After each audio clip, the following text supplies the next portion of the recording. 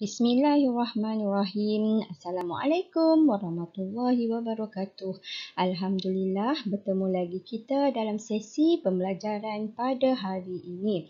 Semoga anak-anak semua berada dalam keadaan sihat sejahtera dan masih bersemangat untuk meneruskan pembelajaran kita. Jadi, pada hari ini kita akan belajar Pendidikan Islam tahun 5, tajuk Itqan Membawa Berkat bahagian 2. Jom kita belajar.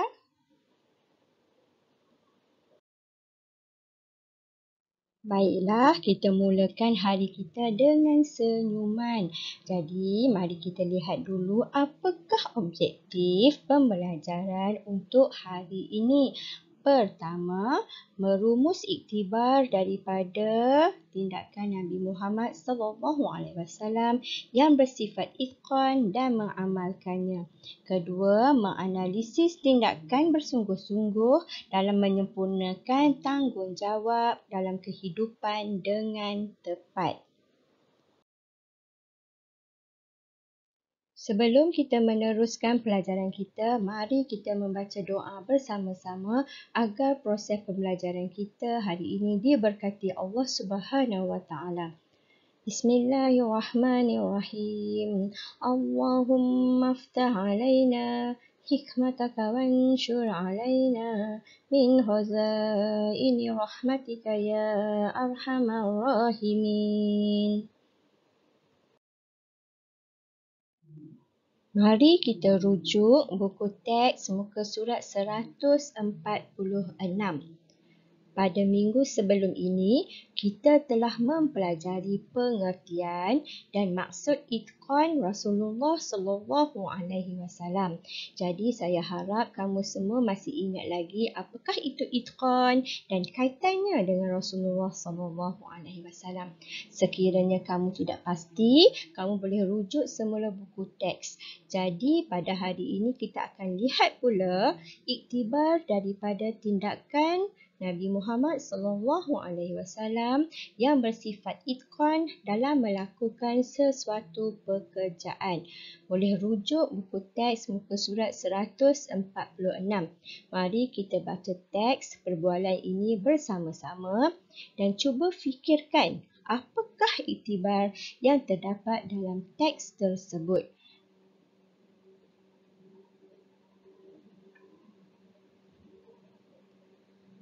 Iktibar daripada tindakan Nabi Muhammad SAW yang bersifat itqan dalam melakukan sesuatu pekerjaan. Apabila diberikan tugasan atau amanah, kita hendaklah melakukannya dengan tekunnya dan bersungguh-sungguh. Kita juga mestilah mempunyai sikap bertanggungjawab. Kita juga hendaklah menepati masa dan tidak bertangguh. Setiap tugasan dan amanah yang diberikan hendaklah dilakukan dengan cara yang terbaik. Kita juga perlu mencontohi semangat Nabi Muhammad SAW iaitu tidak putus asa dan sentiasa bermotivasi serta berfikiran positif. Baik, ini adalah antara iktibar daripada tindakan Nabi Muhammad SAW dalam melakukan sesuatu pekerjaan. Sifat itqan Nabi Muhammad SAW. Jadi, berdasarkan teks tersebut, terdapat beberapa iktibar yang dapat kita jadikan sebagai satu amalan dalam kehidupan kita. Baik, kita lihat apakah sifat itqan ataupun iktibar yang terdapat dalam tindakan Rasulullah. Okay, cuba kita gariskan. Yang pertama, tekunnya dan bersungguh-sungguh. Yang kedua, sikap bertanggungjawab. Yang ketiga, menepati masa. Keempat, tidak bertangguh. Yang kelima, tidak putus asa. Yang keenam, sentiasa bermotivasi. Dan yang ketujuh, berfikiran positif. Baik, ini adalah di antara iktibar tindakan Nabi Muhammad yang bersifat itqan dalam melakukan sesuatu pekerjaan. Baik, seterusnya kita lihat pula buku teks muka surat 147 iaitu iktibar daripada tindakan Nabi Muhammad SAW yang bersifat itqan dalam amalan. Okey, baik. Yang pertama, ikhlas beribadah. Ikhlas beribadah membawa maksud melakukan amalan ibadah, sebagai contoh melakukan solat atau berpuasa bukan secara paksaan tetapi ikhlas kerana perintah Allah Subhanahu Wa Taala. Okey, yang kedua kita dapat lihat di sini ialah jauhi perkara membatalkan ibadah. Maksudnya di sini ialah sebagai contoh dalam ibadah berpuasa. Ada perkara-perkara yang membatalkan puasa seperti makan dengan sengaja. Jadi kita kena jauhi daripada melakukan perkara yang boleh membatalkan puasa tersebut. Seterusnya kita lihat yang ketiga, banyakkan berzikir. Jadikan zikir itu sebagai amalan dalam kehidupan kita seharian. Basahilah lidah kita dengan zikir-zikir mudah seperti Subhanallah, Alhamdulillah, La ilaha illallah, Allahu Akbar. Okey, yang keempat, menjaga pandangan mata. Maksudnya di sini kita perlu sentiasa menjaga mata kita daripada melihat perkara-perkara yang tidak baik. Jagalah mata kita dengan melihat Al-Quran, rajin membaca ayat-ayat Al-Quran sebagai salah satu cara kita menjaga pandangan mata. Okey, yang kelima, hindari perkara-perkara sia-sia atau perkara-perkara yang tidak berfaedah. Contohnya, bermain game atau melihat YouTube terlalu lama hingga menyebabkan kita lalai untuk melakukan solat. Okey, jadi jauhkan daripada perkara-perkara tersebut.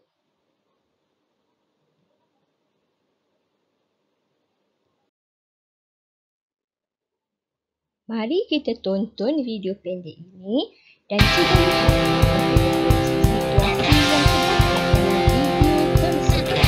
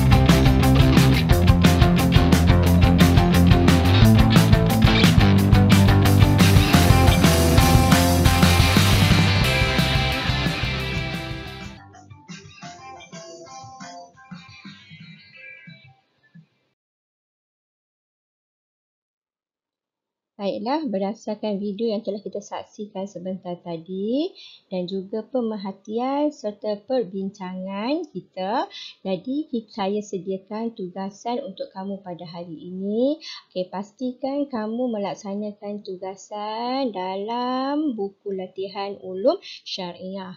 Okey, apa yang perlu kamu lakukan? Yang pertama, kenal pasti faktor-faktor yang boleh mengganggu sifat kamu ketika memberikan tumpuan dalam kelas. Jadi apa yang perlu kamu lakukan ialah bahagikan kepada dua bahagian, iaitu pertama bahagian gangguan, yang kedua bahagian penyelesaian. Okey, jadi kalau kita lihat dalam video tersebut, faktor yang mengganggu tumpuan kita dalam kelas adalah, saya bagi contoh, terdiri daripada gangguan daripada rakan.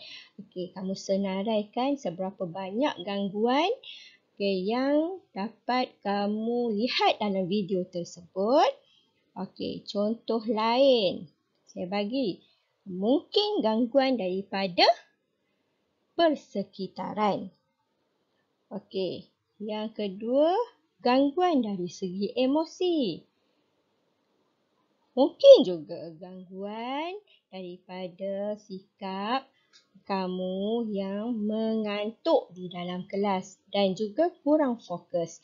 Jadi kamu senaraikan sekiranya ada contoh-contoh yang lain, kamu boleh senaraikan di bahagian gangguan. Seterusnya, langkah kedua, kamu perlu fikirkan penyelesaian agar sifat itqan dapat diamalkan bersama-sama. Baik, jadi berdasarkan kepada dua jadual yang telah kita buat tadi, okey, setelah kita senaraikan bahagian gangguan ketika tumpuan kita dalam kelas, okey, kita perlu fikirkan apakah penyelesaian agar sifat itqan bersungguh-sungguh kita dapat diamalkan bersama-sama. Baik, jadi saya berikan sini contoh satu. Apabila kita mendapat gangguan daripada rakan, apakah jalan penyelesaiannya? Okey, jalan penyelesaiannya ialah menasihati rakan. Okey, baik. Jadi bagi gangguan-gangguan yang lain seperti kurang fokus. Okey, kalau kurang fokus, apakah jalan penyelesaian yang boleh kamu fikirkan? Lengkapkan jadual bahagian penyelesaian. Seterusnya, tugasan yang ketiga iaitu kamu perlu lengkapkan iktibar daripada sifat itqan Nabi Muhammad SAW dalam melakukan pekerjaan. Jadi senaraikan. Kita telah bincang sebentar tadi antara sifat-sifat itqan Nabi Muhammad SAW dalam melakukan pekerjaan yang dapat kita jadikan iktibar. Jadi kamu semak semula teks tersebut dan boleh lengkapkan jadual berikut. Baiklah, tugasan yang terakhir iaitu tugasan yang keempat. Kamu senaraikan juga iktibar daripada tindakan Nabi Muhammad SAW yang bersifat itqan dalam amalan. Okey, boleh rujuk semula teks yang telah kita bincangkan sebentar tadi dan semua latihan ini perlu dilakukan dalam buku latihan ulum syariah. Alhamdulillah, begitulah tadi sesi pembelajaran kita untuk hari ini. Sifat itqan menjadikan kita fokus, bertanggungjawab dan melakukannya dengan cara yang terbaik. Jadi, contohilah sifat itqan Rasulullah SAW dalam setiap pekerjaan dan amalan dalam kehidupan baginda. Jangan bertangguh kerja ya. Melakukan kerja bersungguh-sungguh juga merupakan sifat itqan yang perlu ada dalam diri kita. Terutama apabila kita berhadapan dengan situasi PDPR sekarang. Ingat, pesanan saya berilmu dan beramal, jadikan pedoman. Kita jumpa lagi di lain masa. Sekian, wabillahi taufiq wal hidayah. Wassalamualaikum warahmatullahi wabarakatuh.